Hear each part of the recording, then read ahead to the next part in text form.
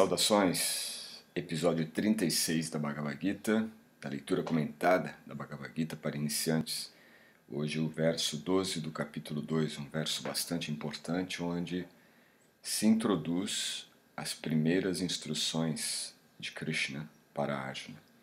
Vamos diretamente para a nossa tela com o verso 12.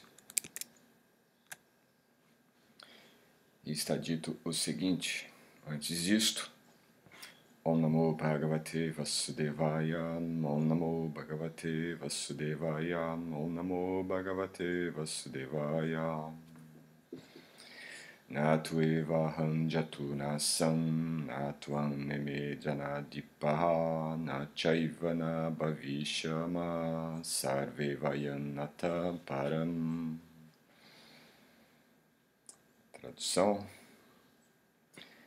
nunca houve um tempo em que eu não tinha existido, nem você, nem todos esses reis, nem no futuro, nenhum de nós deixará de existir. Vou repetir porque tem muita profundidade o que Krishna está colocando aqui. Nunca houve um tempo que eu não tinha existido, nem você, nem todos esses reis, nem no futuro, nenhum de nós deixará de existir. Então, significado de Bhaktivedanta Swami Prabhupada. Nos Vedas, no Katha Upanishad e também no Shvetashvatara Upanishad está dito que a Suprema Personalidade de Deus é o mantenedor de inumeráveis entidades vivas, em termos de suas diferentes situações de acordo com o trabalho individual e a reação do trabalho. Então veja que algumas das principais escrituras védicas, o Katha Upanishad, Shvetashvatara Upanishad, dois dos Upanishads bastante referenciados nas escrituras pelos autores, diz que existe um mantenedor de inumeráveis universos, de inumeráveis entidades vivas. Então, este ser é um ser supremo, está acima de tudo, porque ele é o mantenedor, o criador e mantenedor de tudo isto. Esta suprema personalidade de Deus está também, através de suas porções plenárias, vivo no coração de toda entidade viva. Então, além de ele estar mantendo toda a criação, ele também está dentro da criação, presente no coração de cada entidade viva.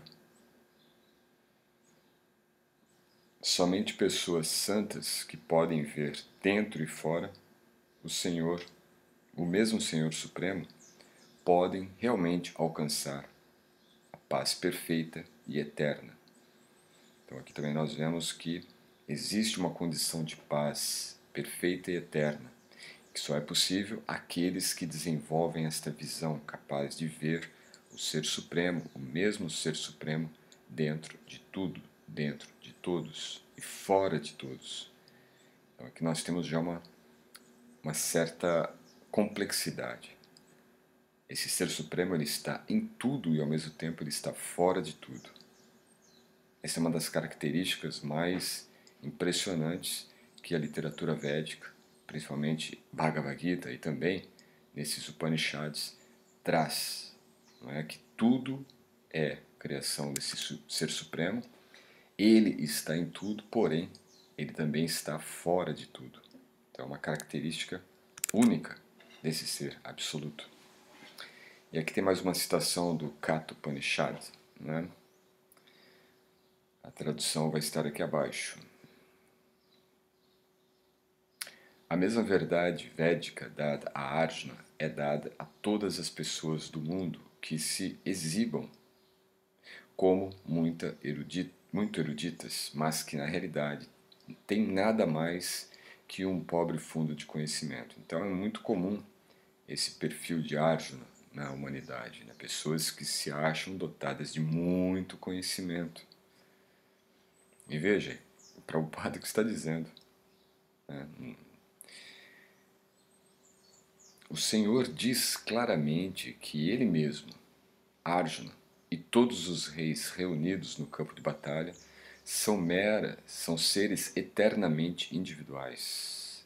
Este ponto é definitivo na literatura da Bhagavad Gita, que todos os seres são eternamente individuais e que o Senhor Supremo é eternamente o mantenedor das entidades vivas individuais, tanto em sua situação condicionada como na liberada.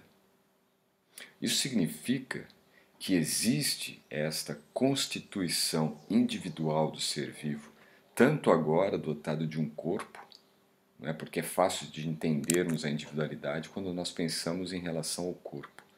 Né? Somos seres individuais porque possuímos corpos individuais. Mas aqui Prabhupada está explicando, com base no verso, que não é somente o corpo que define a individualidade, mas a alma em si mesma é dotada de individualidade eterna. Da mesma forma que o Ser Supremo também é supremo em sua individualidade. Então a ideia de que existe uma condição de liberação na qual você se liberta também da individualidade é uma compreensão preliminar, não é a compreensão completa. Né? Porque está dizendo justamente isso. Tanto na condição condicionada, como também na condição liberada. A suprema personalidade de Deus é a pessoa individual suprema e Arjuna, o eterno associado do Senhor. Assim como Arjuna, todos nós somos associados ao Ser Supremo. O fato é que Arjuna era um santo, uma pessoa santa, um devoto santo, então ele tinha esta consciência. Nós estamos ainda encobertos, né? Não temos essa consciência tão clara, definida, convicta para nós mesmos. Mas somos seres eternos numa relação eterna com esse Ser Supremo eterno, individual. Não é que eles não existiam como indivíduos no passado, e não é que eles não permanecerão pessoas eternas. Sua individualidade existia no passado e sua individualidade continuará no futuro sem interrupção. Portanto, não há motivo para ninguém se lamentar. Porque a lamentação, na verdade, ela surge desse receio, desse medo de perdermos a nossa personalidade, de perdermos a nossa individualidade, que é uma grande incógnita para muitas pessoas. Mas Bhagavad Gita está dizendo justamente isto, que não há risco de perder a sua individualidade. O que é necessário é reabsorver, adquirir ou recobrar esta consciência original, a consciência da alma como sendo eterna, plena de bem-aventurança, plena de conhecimento pleno e, naturalmente, de sua individualidade constitucional. Então, isso já faz eliminar muitas lamentações da nossa vida. E aqui Prabhupada entra num tema que vai ser um tema bastante recorrente aqui no Bhagavad Gita, que é a teoria Mayavadi. A teoria Mayavadi de que após a liberação, a alma individual, separada pela cobertura de Maya ou ilusão, fundir-se-á no Brahman impessoal e perderá sua existência individual, não é apoiada aqui pelo Sr. Krishna, a autoridade suprema.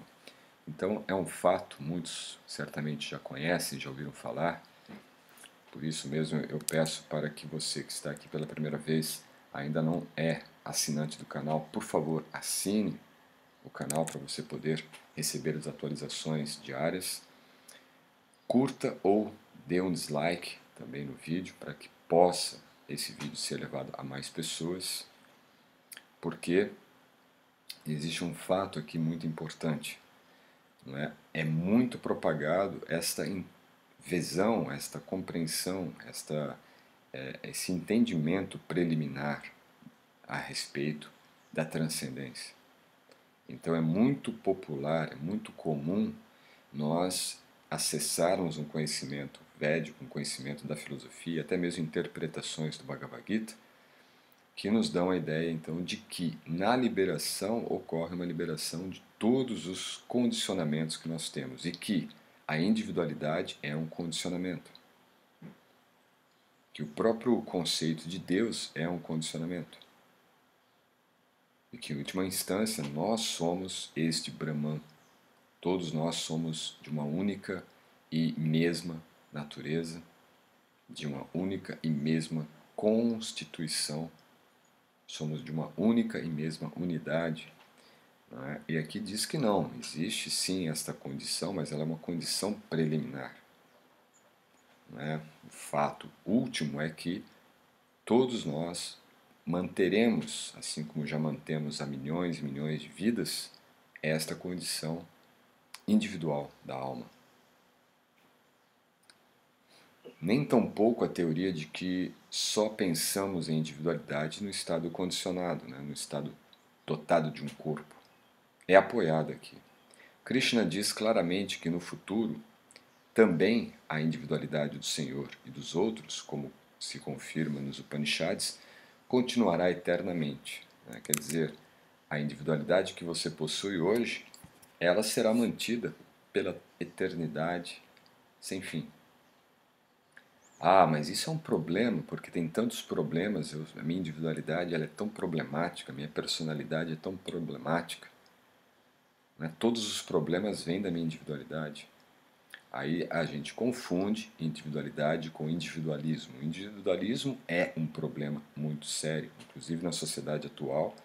O individualismo, o egoísmo, o narcisismo, o egocentrismo, né, o hedonismo, e todos os ismos que a gente pode extrair desse mesmo conceito, naturalmente são problemáticos. Só que existe uma diferença entre individualidade e individualismo. O individualismo diz respeito ao centro, que você é o centro de tudo que está ao seu redor. Logo, se você está no mundo material, se você está corporificado, você acredita que você é o centro desse mundo de seres corporificados e ninguém está nem aí para você. Ninguém está nem um pouco preocupado com você, na verdade. A não ser poucas pessoas que estão realmente compreendendo a realidade como ela é. Essas pessoas certamente estão se posicionando de uma forma para tentar salvar outras pessoas e não salvar com caridades externas, né, materiais, corpóreas, mas tentando te salvar com conhecimento, tentando te salvar com um auxílio a nível espiritual. Não a nível espiritualista, mas a nível espiritual. Por exemplo, se você lê o Bhagavad Gita, você recebe uma contribuição de conhecimento que pode sim salvar você da existência dentro desse oceano material. O Mayavadi, o que significa Mayavadi? Mayavadi significa que, um pouco antes aqui, estava pulando uma parte, esta afirmação de Krishna é autorizada porque Krishna não pode estar sujeito à ilusão. Né? Muitos, inclusive, que seguem a filosofia Mayavadi, acreditam que Krishna é um ser humano comum, mas dotado de um conhecimento muito elevado. Então, por isso ele se destacou. Mas Krishna não é um ser humano comum. Krishna foi a própria manifestação da verdade última. Entende? Essa encarnação, né, ou esta manifestação como avatar dele há 5.300, 200 anos, quando ele fala o Bhagavad Gita, na verdade, é a manifestação da sua plena manifestação plena da sua natureza, de sua forma eterna. Então, ele manifesta a sua forma eterna. Tem alguns detalhes, depois nós vamos falar mais sobre isto, desta característica única de Krishna, mas o fato é, Krishna não é um ser humano comum, tá? Então, ele não está sujeito à ilusão. Né? Nós, embora sejamos eternos, sejamos dotados desta individualidade eterna, nós estamos sujeitos à ilusão, assim como o próprio Arjuna estava sujeito à ilusão, como ficou, né, bem apresentado nos versos anteriores. Então, se a individualidade não fosse um fato, então Krishna não a teria enfatizado tanto assim. Nesse verso, ele começa as instruções para Arjuna já pontuando este definitivo conceito de individualidade. Ele diz para Arjuna, olha, eu vou te passar um conhecimento muito amplo, muito profundo, Primeira coisa, entenda que você é eterno, que todos os seres que estão aqui também são seres eternos. A individualidade deles não será perdida diante da batalha.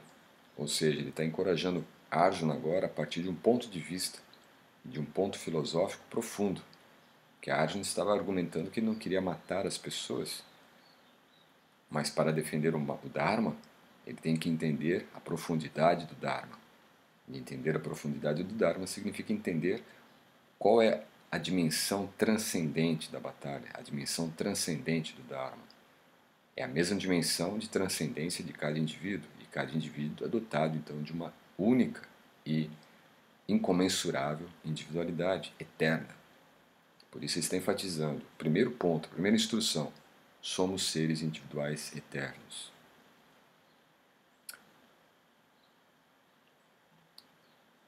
Ele enfatiza isso tanto para o presente, mostra que isso sempre foi no passado e que se manterá no futuro. Depois ele diz, o Mayavadi pode argumentar que a individualidade da qual Krishna fala não é espiritual, mas material. Como eu já falei, não se refere ao corpo, se refere à alma. A individualidade do corpo nos remete a um individualismo. A individualidade da alma nos remete à essência, não é? A essência intrínseca da alma, que é a sua própria individualidade. Mesmo aceitando o argumento de que a individualidade é material, como então pode uma pessoa distinguir a individualidade de Krishna? Quer dizer, se é uma individualidade material, não é? Como que eu posso distinguir a minha individualidade da individualidade de Krishna? Porque se Krishna, então, é o Ser Supremo, significa, então, que para ele não existiria individualidade. Mas se para ele existe individualidade, naturalmente, para os seres condicionados como nós, também deve existir.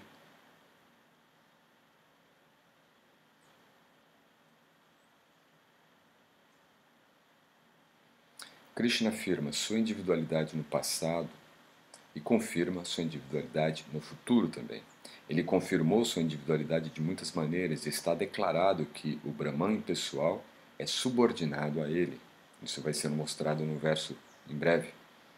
Krishna tem mantido sua individualidade espiritual durante todo o tempo. Se o aceitamos como uma alma condicionada, ordinária, em consciência individual, então o seu Bhagavad Gita não tem valor algum como escritura autorizada. Um homem comum, com todos os 4 defeitos da fraqueza humana, é incapaz de ensinar o que é digno de ser ouvido. Essas 4 fraquezas são a tendência a enganar, não é? A tendência a se iludir, tem os sentidos falhos e comete erros. Quando se aceita Krishna como um homem ordinário, o Bhagavad Gita perde toda a importância. O Mayavadi argumenta que a pluralidade mencionada nesse verso é convencional e que se refere ao corpo. Mas antes deste verso, tal concepção corpórea já é condenada. Depois de condenar a concepção corpórea das entidades vivas, como seria possível que Krishna colocasse outra vez uma proposição convencional sobre o corpo? Quer dizer, Krishna já disse algumas vezes, né, da necessidade da batalha e tentou trazer Arjuna para a compreensão de que toda a lamentação dele era inútil. Como ele continuou insistindo, até chegar ao ponto de entender, realmente eu estou confuso, não consigo compreender, me instrua. Então ele coloca agora o ponto inicial da instrução. Você e todos os reis aqui presentes, todos os combatentes, são seres eternos em suas individualidades. Mas, depois de condenar a concepção corpórea das entidades vivas, como seria possível que Krishna colocasse outra vez uma proposição convencional sobre o corpo? O corpo é temporário, o corpo é transitório, mas a alma que está no corpo, ela inclusive manifesta a individualidade. Por quê? Tudo que existe no corpo se manifesta da alma. Se existe uma individualidade no corpo, isso significa que na alma também existe uma individualidade. O corpo ele não é feito da matéria. Ele é, na verdade, constituído dos elementos da matéria, mas ele é feito da imagem, semelhança e natureza do Absoluto. Portanto, a individualidade é mantida sobre bases espirituais e é assim confirmada por grandes acharyas, por grandes mestres, como Sri Ramanuja e outros. Ramanuja foi um grande santo, um grande mestre da linhagem Vaishnava do século XI e XII. Está claramente mencionado em muitos lugares da Bhagavad Gita que esta individualidade espiritual é compreendida por aqueles que são devotos do Senhor e que os que têm inveja de Krishna como a suprema personalidade da divindade ou da personalidade de Deus não têm um assento autêntico à grande, ou melhor, não têm um acesso autêntico à grande literatura. Quer dizer, para a gente poder entender devidamente a literatura védica, é necessário entender que a posição de Krishna, o orador aqui da Bhagavad Gita, não é a mesma posição que nós, ouvintes da Bhagavad Gita. Existem duas categorias da natureza. Existem os seres condicionados, eternamente condicionados, e os seres eternamente liberados. E ainda assim existe uma natureza do Criador e das criaturas. Nós, naturalmente, somos criaturas e existe um Criador, e aqui no caso, esse Criador se refere a Krishna.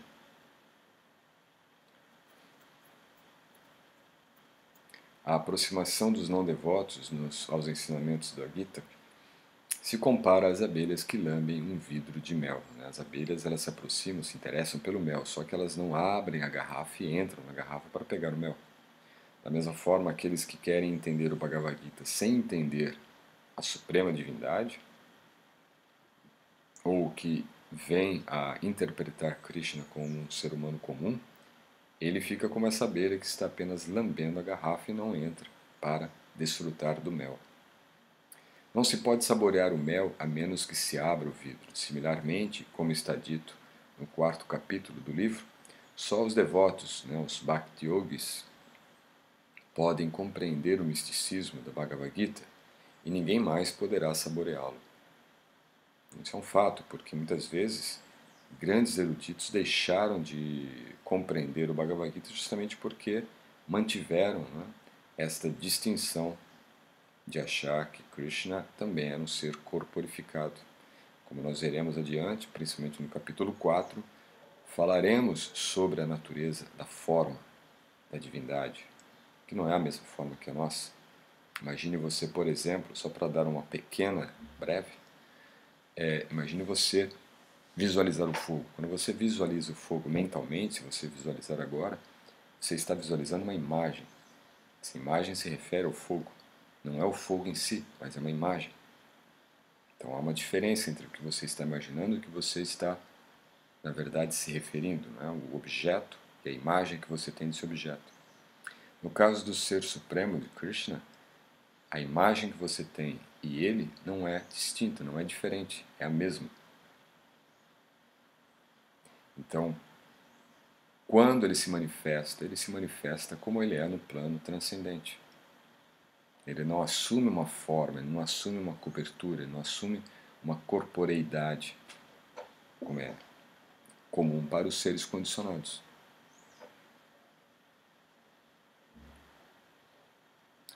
Então, poucas pessoas que invejam a existência mesmo do Senhor podem tocar no Gita. Quer dizer, mesmo se você tem inveja, se a pessoa tem inveja de Krishna, e isso é muito comum às vezes em grandes sábios, em grandes mestres, em yogis místicos que alcançaram uma prévia ou uma superficial compreensão da verdade absoluta, eles têm uma inveja de Krishna, porque eles querem se tornar Deus. Muitos desses grandes mestres, muitos inclusive que ficaram famosos, eles diziam que eles eram deuses, que eles mesmos eram Krishna. E eles dizem isso com um ar de arrogância, um ar de inveja. Eles sabem que eles não são, eles sabem que não podem ser. Mas por inveja eles se dizem ser. Então eles jamais tocarão o conhecimento do Bhagavad Gita. E a interpretação que eles dão do Bhagavad Gita é completamente errada, completamente equivocada. Enquanto tivermos inveja do Criador, nós nunca estaremos plenamente na sua criação. Portanto, a explicação Mayavadi do Gita é uma apresentação sumamente desencaminhante da verdade completa. Então, se nós pegarmos uma interpretação Mayavadi, uma interpretação monista, ou podemos até dizer uma interpretação dada pelos seguidores de Shankaracharya, certamente eles nos deixarão no ponto do ônibus, mas não falarão para você pegar o ônibus. Imagine você ir para uma viagem, você chega no aeroporto, não é? O fato de você estar no aeroporto não significa que você vai embarcar no avião e voar, decolar para o destino. Então, se você lê o Bhagavad Gita, se você estuda o Bhagavad Gita com interpretações dos Mayavadis, com interpretações na verdade, interpretações equivocadas, principalmente, né? Tem muitos materialistas também que traduzem e comentam o Bhagavad Gita, cientistas e tudo mais. Não seja proibido você ler, mas saiba que você está apenas no aeroporto. É um conhecimento preliminar. Né? Entender que a verdade absoluta ela é somente energia, ela é somente o Brahman impessoal. É como você desejar chegar à transcendência indo para o aeroporto sem pegar o voo. Se você está no aeroporto, você está no Brahman. Se você pega o voo, pega o avião, você compreende o aspecto que Prabhupada falou no início, de Krishna no coração de todos os seres, que é chamado de Paramatma. E geralmente os yogis buscam isso. Os yogis buscam o voo, o avião, decolar para um outro nível. E então os Bhakti Yogis, eles não se preocupam nem com o aeroporto, eles entendem o aeroporto, eles entendem o voo, a necessidade do voo, mas eles buscam o destino supremo. E a filosofia Mayavadi, ela apenas nos dá a compreensão do aeroporto. E realmente, se você vai para alguns aeroportos, né, nos Emirados Árabes, por exemplo, aeroportos europeus, né, o Oriente, hoje em dia, os aeroportos são muito opulentos, né, mas você fica impressionado. E muitas vezes o conhecimento monista sobre o absoluto, esse conhecimento sobre o Brahman, nos deixa impressionados. Por quê? Você se sente muito próximo de ser Deus, porque você sente que tudo é uma energia divina e você também é uma energia divina. Então você perde essa diferenciação, você deixa de acreditar supremamente no seu individualismo, no seu egoísmo, mas no fundo é o inverso, né? Você está ressaltando e reforçando ainda mais o seu individualismo, o seu egoísmo, a tal ponto de levar para a dimensão transcendente, a dimensão espiritual, esta compreensão de que você é tão absoluto que você é Deus. Então aquela ideia de que separar a individualidade, que antes no corpo era um problema, alcançar o Brahman, essa dimensão somente da energia, e preservarem numa concepção de que agora você é Deus, é na verdade uma grande armadilha. É como alguém que vende para você, né, uma viagem para a Índia, para o Oriente, e diz, não, apenas vá para o aeroporto tal dia e tal horário e fique em tal saguão. Você pode acreditar nisso, né? Pode ter sido uma pessoa extremamente erudita ou uma pessoa extremamente, aparentemente, santa, e te garantir, e você pode acreditar, mas o fato de você acreditar não é a constatação real. O fato de você simplesmente estar no Brahman não significa que você se liberou. A liberação significa entender o Brahman, ou seja, entender o aeroporto, entender o Paramatma, entender o voo, o avião, e entender o destino, para onde está indo. Não é? Bhagavan, a natureza superior, a natureza transcendente, a realidade absoluta.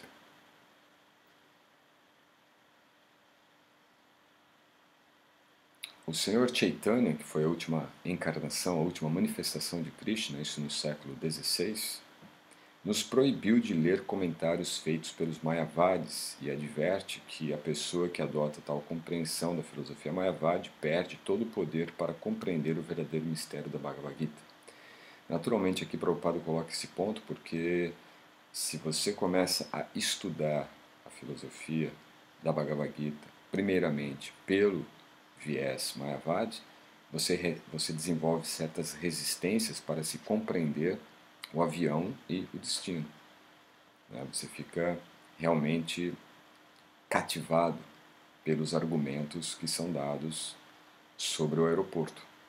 Tá? Então, o ideal é você primeiramente entender o destino. Você, quando vai viajar para algum lugar, você não estuda o aeroporto.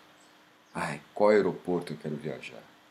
A partir de qual aeroporto eu quero viajar? Eu quero voar, eu quero sair, eu quero ir para qual... Primeiramente, você tem que saber qual o seu destino, para onde você vai. E você procura saber sobre esse destino. Né? Se você vai para os Himalaias, né? Vai para o Tibete, você vai pesquisar, você vai na internet, você vai buscar referência, vai ler, né? Vai buscar guias, vai buscar aí, de repente, documentários sobre o lugar. Você vai conhecer o lugar, o destino. Depois você começa a pesquisar sobre o acesso, como que você vai acessar esse destino, como que você chega a esse destino. Então você vai procurar uma empresa aérea que vai te dar esse destino. E as opções dessa empresa, que é a melhor que você escolheu, ela tem voos a partir de quais aeroportos? Então é o sentido oposto. Você primeiramente tem que compreender e conhecer o destino para depois entender melhor, né, de onde partir. A ideia de você conhecer o aeroporto, né, entender que o ponto de partida já é o ponto de chegada, não é uma filosofia muito madura, não é uma filosofia muito clara, não é uma filosofia muito sincera. Né?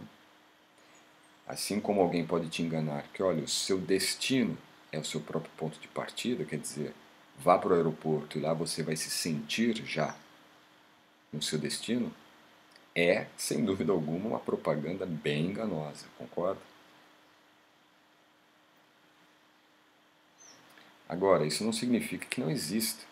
Nós vamos ver, Krishna vai falar, sim, a compreensão brahmana, a compreensão mayavadi, ela não é falsa, ela só é preliminar, ela é incompleta. Ele não descarta. Ao contrário, os filósofos mayavadis, eles negam o destino, negam o avião, porque dizem que isso tudo é ilusão, tudo isso é Maya, por isso o nome Mayavadi, a verdade é ilusória. Então você não precisa buscar, não é? Você não tem um destino, se você não tem um acesso, não tem um processo, então, logicamente, não precisa ter nenhuma busca. E aí o argumento é, a busca também é uma ilusão. Então não tem porquê ficar insatisfeito, ficar inquieto, ter algum tipo de inquietação espiritual. Na verdade, a filosofia Brahman, do Mayavadi, ela nos dá um conforto pleno de viver o que a gente vive. Não há necessidade de nada mais. Não há necessidade de buscar outro lugar, de realizar outra coisa. Está tudo aqui. Então, simplesmente, viva tranquilamente, cada momento, cada situação e fique em paz. Essa seria a conclusão.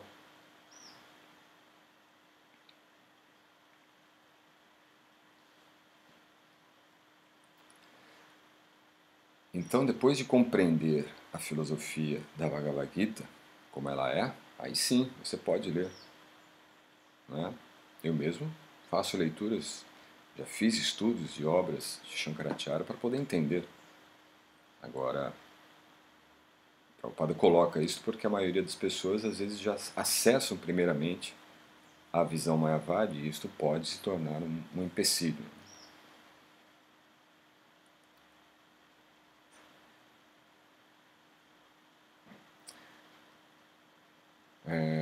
O Sr. Chaitanya nos proibiu de ler comentários feitos pelos Mayavadis e adverte que a pessoa que adota tal compreensão da filosofia Mayavadi perde todo o poder para compreender o verdadeiro mistério do Gita. Se a individualidade se referisse ao universo empírico, então os ensinamentos do Senhor não seriam necessários. Como eu falei, então não há por que fazer nada, simplesmente podemos nos tornarmos vegetais. Realmente, a pluralidade da alma individual e do Senhor é um fato eterno. Então, existe pluralidade. A individualidade, ela é para todos os indivíduos, para todos os seres. Então, existe uma pluralidade infinita e ilimitada de individualidades. E isto, como se menciona acima, está confirmado pelos Vedas. Então, não é a opinião de Adwaita, não é a opinião de Prabhupada, não é? É a própria opinião da suprema verdade absoluta do Senhor Krishna, está dada também nos Upanishads, nos dois principais Upanishads, no Katha e no Svetasvatara Upanishad. Então vou ler novamente o verso. Nunca houve um tempo que eu não tinha existido, nem você, nem todos esses reis, nem no futuro, nenhum de nós deixará de existir. Quer dizer, nunca houve o tempo em que eu não fosse o indivíduo, que você fosse o indivíduo, e que no futuro todos nós deixaremos de ser indivíduos. Nunca. Isso é impossível. É a constituição do ser, a constituição da alma. Então isso é o que foi falado por Krishna, a primeira instrução oficial dada por Krishna a Arjuna, e certamente já nos dá uma prévia do que veremos pela frente em termos de desconstruir muitos conceitos que nós temos a respeito de nós, a respeito do mundo, da realidade, a respeito da espiritualidade, a respeito da transcendência, a respeito do yoga. Por isso, se há dúvidas, eu peço para que você deixe nos comentários, coloque suas dúvidas para que eu possa responder. Compartilhe o vídeo, tá? Inscreva-se no canal, ative o sinalizador para você receber as atualizações. E também, se for o caso, deixe sugestões, faça suas críticas, porque isto é importante. De uma forma ou de outra, manifeste-se nos comentários para eu saber o que você está absorvendo desse conhecimento. Até a próxima aula. Namaskar.